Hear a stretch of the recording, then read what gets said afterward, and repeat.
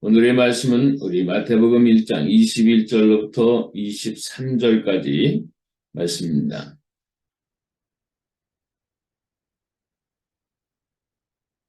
아들을 낳으리니 이름을 예수라 하라. 이는 그가 자기 백성을 그들의 죄에서 구원할 자이심이라 하니라.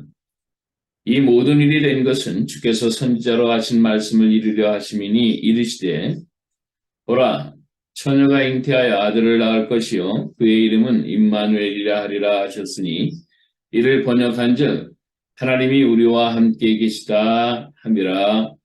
아멘. 오늘 하나님이 주시는 말씀의 제목은 두 이름의 비밀입니다. 두 이름의 비밀. 오늘 하나님의 말씀의 제목을 두 이름의 비밀.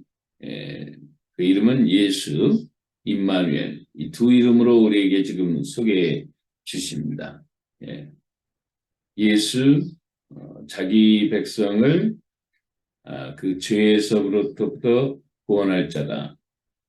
그런 구세주라는 뜻입니다. 예수. 그리고 임마누엘이라는 얘기는 하나님이 우리와 함께 하시다. 그런 얘기입니다. 그런데 이 성탄 절기마다 우리가 여러 측면에서 하나님의 말씀들을 우리에게 배워나가고 또 그 말씀을 통해 우리의 삶을 다시 한번 깨달아보고 조명해보는 그런 시간들을 늘 갖게 되는데 최근 들어서 우리 과학이 발달되면서 이 하나님의 말씀들이 자꾸 이렇게 더 증명돼 가는 그런 일들을 우리가 보게 됩니다. 죄인이 죄인을 구원할 수는 없잖아요. 그죠? 죄인이 죄인을 구원할 수는 없는데 하나님이 우리를 구원하신다라는 것이 어떻게 예수라는 분이 육신을 입고 오시는데 어떻게 이렇게 구원이 가능하냐. 이제 그런 얘기죠. 예수라는 그 구세주, 우리를 구원할 자, 세상 말로는 당신이나 구원하세요. 그럴 만한 그런 분이 아니시라는 것을 우리가 어떻게 이해할 수 있겠냐는 거예요. 여기에 이제 중대한 과학적인 뒷받침을 참 우리가 좋은 시대를 살아가면서 더욱더 믿음의 경고함을 하나님이 주시는 것 같습니다. 뭐 이제는 일반화가 되어 있는 그런 대리모라는 게 있어요. 대리모. 뭐냐면 부부가 어떤 신체적인 결함 때문에 특별히 아내가 두 아이의 쉽게 말하면 그 아이의 정자 난자의 그 아이의 그 생명체를 이 자궁에서 품지 못하는 거예요. 그러니까 아이가 생기질 않는 거죠, 사실은. 그게 이제 어떤 신체적인 결함 때문에 아마 그렇게 되는 것 같은데, 그럴 때 체외 수정, 그러니까 정자 난자를 몸 바깥에서 수정한 다음에 그를 건강한 여자의 자궁에다가 집어넣으면 그 자궁에서 착상이 돼가지고 아이가 10개월 만에 이렇게 태어난다는 거예요. 그 이제 대리모라는 그런 것을 하는데 이게 이제 윤리적으로도 여러 가지 뭐 옥신각신하지만 실질적으로 지금 그렇게 하고 있죠. 그런데 그 아이는 사실은 그 대리모의 그 DNA를 갖고 나오는 게 아니고 어떻게 되는 거냐면 두 부부의 DNA를 정자 난자가 결합을 했으니까 바깥에서 체외 몸 바깥에서 과학적인 방법을 가서 결합을 시켜놨으니까 실제 두 부부의 DNA를 가진 아이예요. 다만 10개월 동안 그 아기의 방에 엄마 방에서 자라나야 되는데 다른 여자 건강한 여자의 그 자궁 엄마 방에서 거기서 있다가 태어나는 것 뿐이라는 것입니다. 그러면 그 아이의 과학적인 DNA는 이 부부의 그 DNA를 갖고 있는 거예요. 사실은. 그다음에 이런 걸 보면은 지금 인간한테 이렇게 하는 것이 지금 서서히 일반화돼 가고 있는데 그 오래전부터는 벌써 동물한테 그런 일이 벌어졌다는 것입니다. 동물을 통해서 먼저 실험이 끝나니까 인간한테 오는 거죠. 그러니까 DNA는 완전히 두 부부의 DNA인데 자라나는 그 방만 빌린 거예요. 대리모라는 것이 그런 뜻이라는 겁니다. 그러면 여인이 잉태했다라는 것은 쉽게 말하면 대리모를 하나님이 쓰신 거예요. 예?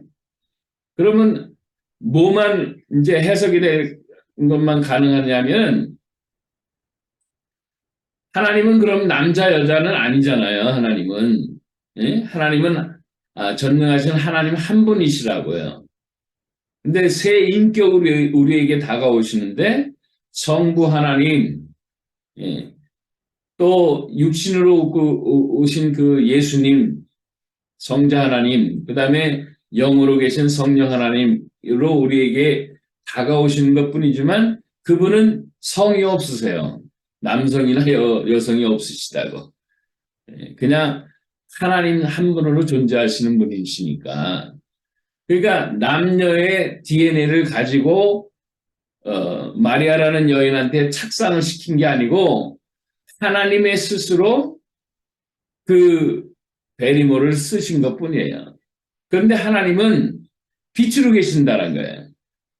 빛으로 계시는 분이시니까 이게 성경은 이를 가리켜서 성령으로 잉태되었다라는 얘기. 성령은 뭐예요? 빛이신 분이시거든요.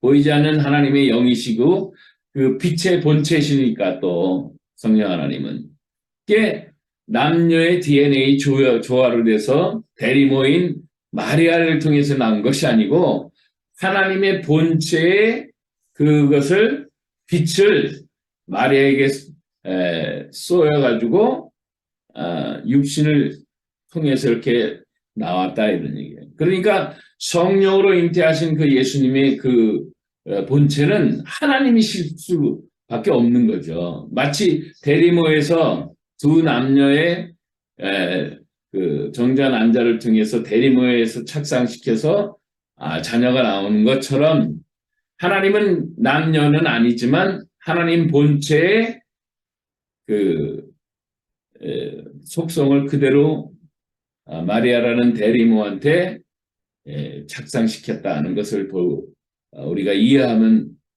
쉽게 이해가 되는 거죠. 그런데 뭐만 그러면 이해가 안 되느냐? 남녀의 그래서 정자 난자를 통해서 생명체가 되는 것은 이해가 되는데 뭐 빛이 어떻게 그럼 생명체로 바뀌느냐? 요 부분만 해석이 되면 가능한 거죠.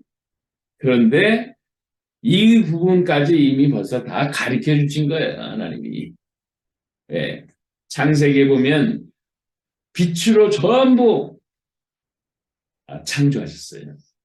그러니까 생명체의 본질은 빛으로부터 나오게 돼 있다는 거예요. 그러니까 빛은 태양광선이나 별에 있는 그 달, 뭐 이런 천체의 광채가 아니고 하나님의 보호자로부터 나오는 그 빛이라는 거죠. 그 빛은 생명체라는 것으로 이 트랜스폼 할 수 있는 것이 창세기에 벌써 이미 보여주신 것이죠. 그러니까 하나님은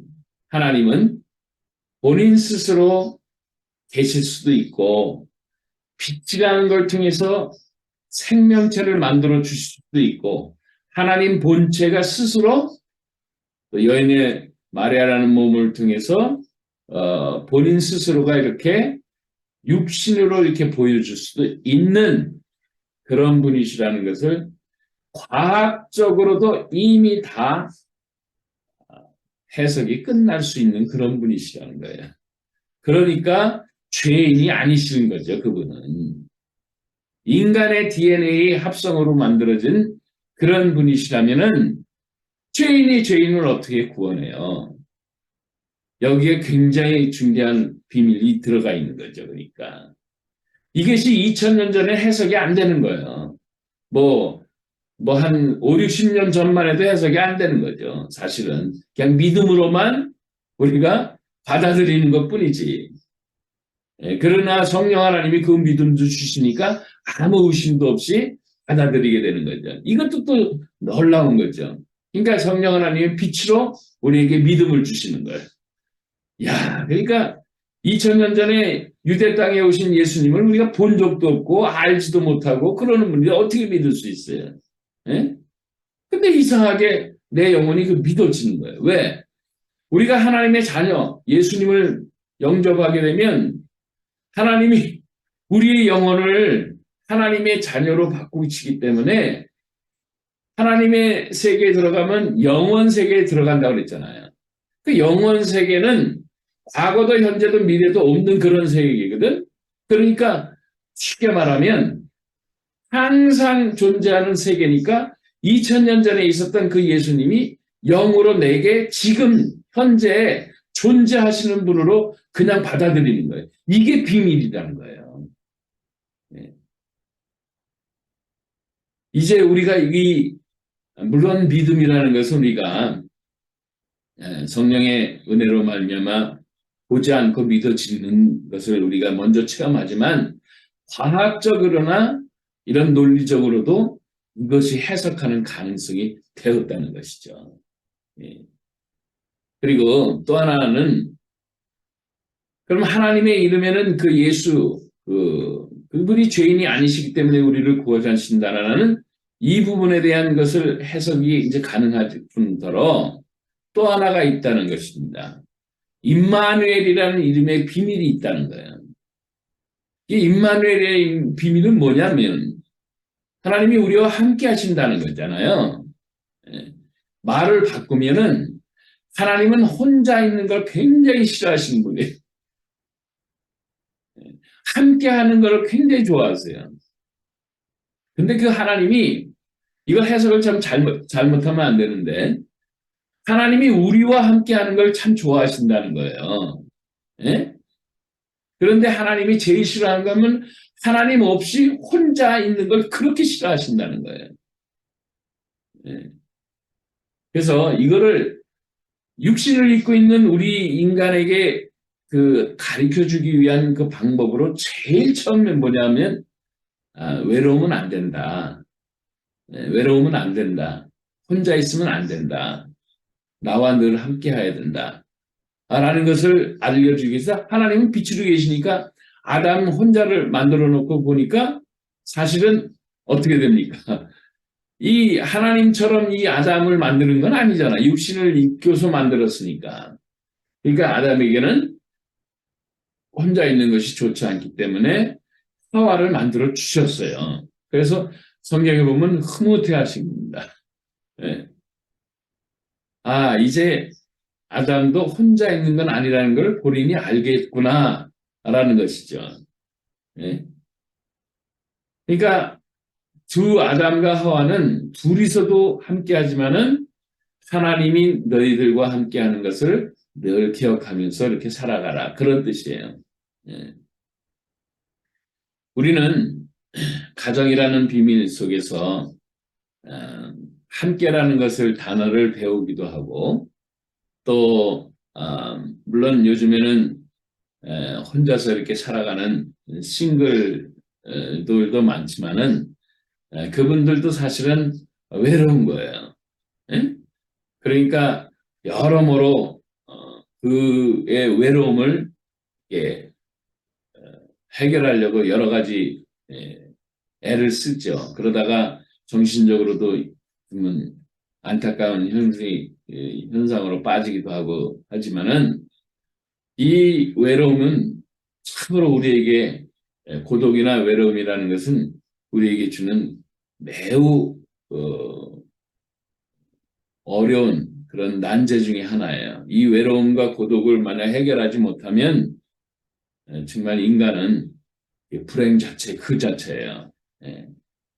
그래서 하나님은 이 외로움과 고독에 대한 부분들을 너무 싫어하시기 때문에 신명기 10장 18절 같은 데 보면 여호와 하나님은 고아와 과부를 신원하시며 나그네를 사랑하사 그에게 식물과 의복을 주시나니라는 그런 구절이 있어요. 출애굽기 22장 24절 같은 경우는 과부나 고아를 해롭게 말라. 그러니까 혼자 있는 사람들, 혼자 걸어가는 그런 분들, 외롭고 고독한 자, 이런 사람들, 고아나 과부가 이제 대표적인 어떤 그런 명칭이라고 볼 수가 있고, 그런 실자라고 볼 수 있는데, 나그네, 고아, 과부, 이런 사람들을 잘 보살피라는 것입니다. 이 하나님의 이름에는 이 비밀이 들어가 있는 거예요. 하나님은 우리를 그냥 내버려 두시지 않겠구나. 우리를 죄에서 구원하신다는 것은 it's okay. 우리가 죄를 많이 짓고 살아가기 때문에. 그렇지만은 삶의 현장은 뭐입니까? 그냥 혼자 살아가는 그 정도의 삶이잖아요. 그렇다면은 그것조차도 그냥 내버려 두시지 않겠다는 거예요. 그러니까 예수 임마누엘이라는 이 두 이름을 통해서 하나님은 우리와 함께 하시며 모든 죄의 문제를 해결하시길 원하시는가 하는 이런 부분에 대해서 정확하게 이 성탄절기에 우리의 마음 가운데 믿음으로 확신하기를 하나님이 이렇게 바라시는 거라 저는 그렇게 생각을 다시 한번 해보게 됩니다. 이 고독이라는 문제, 외로움이라는 문제를 저 개인적으로는 맨 처음 경험했었던 것은 사실은 아버님이 예수 믿고서 한 2년간 그래도 잘 생활하셨는데 다시 암이 재발하면서 하나님이 부르시는 그 과정 속에서 갑자기 가정에 아버지가 이제 부재한 그런 상황이 되니까 마음이 굉장히 허탈하더라고요. 그리고 그 당시에는 이제 울음보다는 어떻게 하나님 이러실 수 있어요?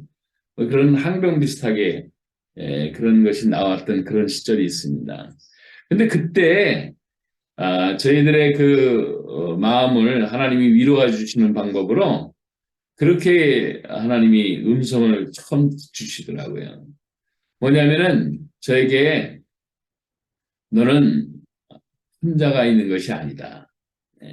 싱글로 살아가시는 분들도 마찬가지로 이런 부분에 대해서 한번 하나님의 뜻을 한번 생각해 보실 수 있기 바랍니다. 너는 혼자 살아가는 것이 아니고 내가 너의 전능자로서 내가 너와 아버지가 되어줄 거다. 그런 음성을 주신 거예요.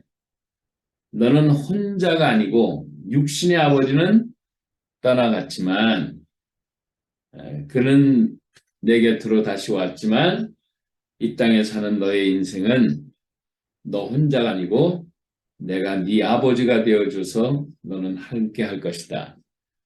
이런 말씀을 처음 듣다 보니까 저도 놀라운 하나님의 기쁨이 임재하게 됐죠.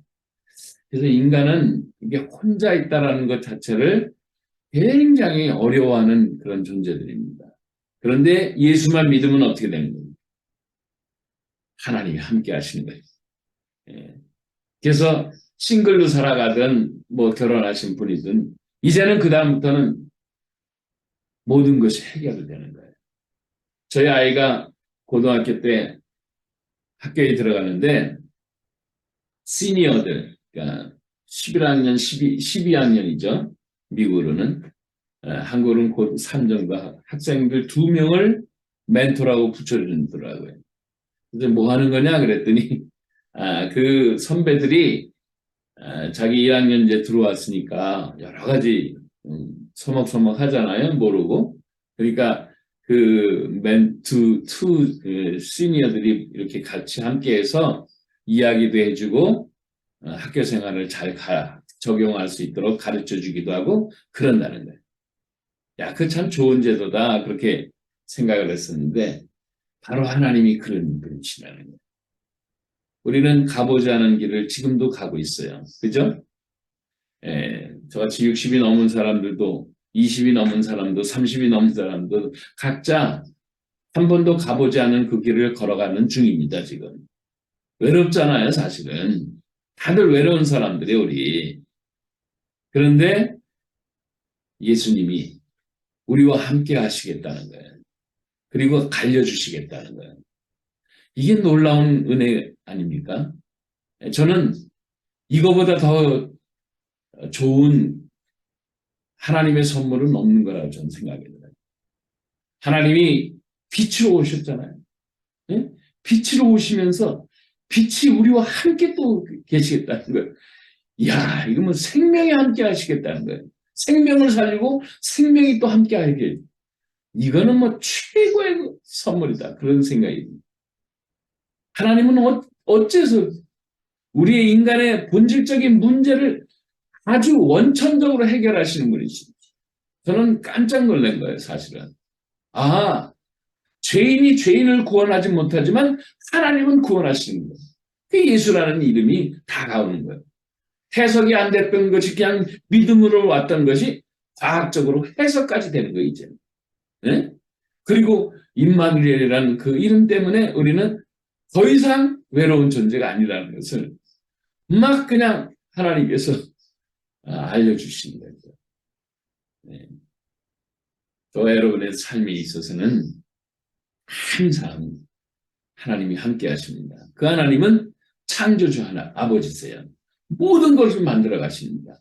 그러니까 우리의 인생을 가보지 않은 길도 걱정하지 마세요. 네? 하나님이 다 만들어 가십니다.